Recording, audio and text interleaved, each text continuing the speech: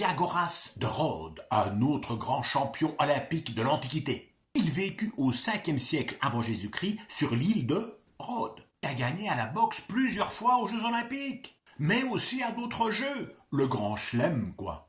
Il est devenu une légende vivante et Pindare, le grand poète, a même écrit une ode en son honneur. Il avait 3 fils qui sont eux aussi devenus champions olympiques. Et ces 2 filles lui ont donné des petits-fils qui eux aussi sont devenus champions olympiques. Quelle famille! Il assiste même à la victoire olympique de ses 2 fils le même jour. Ceux-ci portent leur père sur leurs épaules pour un tour d'honneur. Et c'est là qu'un spectateur lui crie « Meurs donc, Diagoras, tu ne vas quand même pas monter sur l'Olympe !»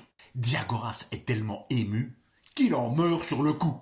Sa renommée était telle qu'on lui a attribué une origine divine. Sa mère, alors qu'elle était au champ, voulut se protéger du soleil et entra dans le temple d'Hermès pour se mettre à l'ombre.